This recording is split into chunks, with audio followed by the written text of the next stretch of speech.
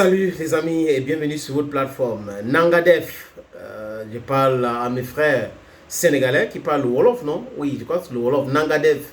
Et on répond comment les amis? Mingifiri.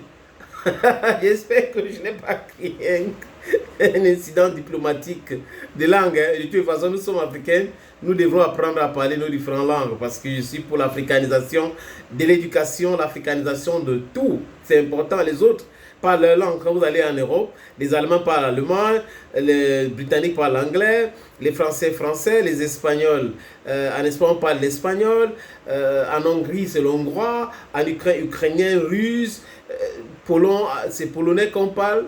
Au nom de quoi est-ce que nous devons être ce peuple-là qui parle toutes les autres langues, sauf les nôtres, les amis? Nous devons donc faire la promotion de nos différentes langues. Quand je dis Nangadef, désolé les amis, vous comprenez tout de suite que je veux parler du Sénégal. Je parle là du Premier ministre Ousmane Sonko, qui était un des soutiens d'Ousmane Sonko quand il était dans l'opposition et un des critiques acerbes de Bassirou Diomaye Faye et Ousmane Sonko quand ils ont pris le pouvoir de par les différentes actions qu'ils ont menées. Aujourd'hui, les amis, on parle des élections législatives dans ce pays. Et je me réjouis que ça se déroule normalement. N'eût été cet incident-là qui a failli ôter la vie au Premier ministre, qui est grave. Les incidents des hooligans politiques, on n'a pas vraiment besoin de cela en Afrique chez nous, mais vous devez comprendre aussi qu'il y a certaines erreurs que certains politiciens ont fait, certaines erreurs que certains politiciens font, qui poussent à bout certaines jeunes africaines qui sont en train de souffrir. La souffrance des jeunes africaines aujourd'hui est réelle, les amis. La souffrance des africaines est réelle. La souffrance des femmes africaines est réelle. Ce n'est pas des trucs qui sortent de l'imaginaire. C'est quelque chose de palpable, palpable. On peut toucher avec du doigt la souffrance. Et cette souffrance est souvent voulue par la stratégie et les stratagèmes que l'Occident collectif met sur pied et impose à travers les sous-préfets qui dirigent certains pays africains. Le Sénégal a eu un sous-préfet, Macky Sall, qui était devenu, avec toute la honte du monde, le commercial de blé ukrainien. Vous vous rappelez, n'est-ce pas les amis? Qui était devenu cet apôtre, la déstabilisation de l'Afrique. C'est lui qui a fait installer l'ambassade de l'Ukraine au Sénégal.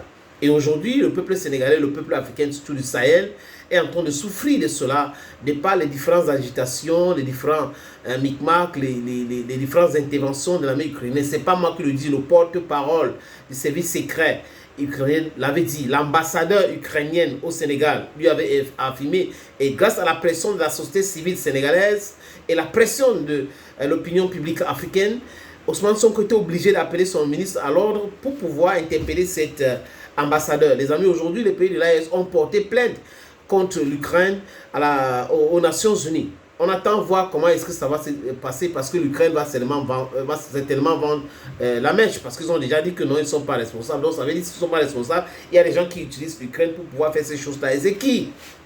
Vous les connaissez toutes. Toutes ces personnes-là, vous les connaissez. C'est l'Occident collectif. Maintenant, au Sénégal, pourquoi est-ce que le peuple est en colère? Pourquoi est-ce que les dirigeants sont en colère, les dirigeants actuels? C'est parce que Macky Sall a pris sur lui de signer des accords bidons, d'accords de pêche avec l'Union européenne. L'Union européenne veut continuer à asphyxier le peuple africain et surtout les Sénégalais. Les ressources halieutiques du Sénégal appartiennent en grande partie à l'Union européenne. L'Union européenne contrôle le business au Sénégal. Vous comprenez cela? Donc, on a notre pays, qui est le Sénégal. Nous ne contrôlons pas l'économie. Ceux qui contrôlent notre économie, ce sont les autres. Et ils viennent dans notre pays, ils signent les accords bidons, avec un sous-préfet que les Sénégalais ont chassé, heureusement, les amis, pour pouvoir asphyxier ces pans de l'économie. Ils mettent en difficulté les pêcheurs, ils mettent en difficulté tout le monde qui se nourrit de ce pan de l'économie. Ce n'est pas du tout normal. Donc, je suis d'accord aujourd'hui que Ousmane Sonko fasse cette sortie en parlant de renégociation. Il faut renégocier ces accords de pêche. Qui sont les accords déséquilibrés? Qui sont les accords qui appauvrissent les Sénégalais, qui appauvrissent les Africains et qui poussent les jeunes Sénégalais à fuir le Sénégal. J'ai dit, l'immigration, c'est quelque chose de naturel. Mais l'immigration économique, c'est quelque chose de voulu. Et ils veulent cela, mais ils veulent que nous restons mourir chez nous et nous asphyxie économiquement. Mais il dit, vous ne devrez pas sortir de chez vous, rester chez vous avec cette asphyxie. Ce n'est pas du tout normal. Donc, Ousmane Sonko doit y aller, doit continuer parce que ce déséquilibre économique, cet accord de pêche est bidon, est criminel à la limite. Il faut renégocier cela. Thank you, friends, and bye-bye.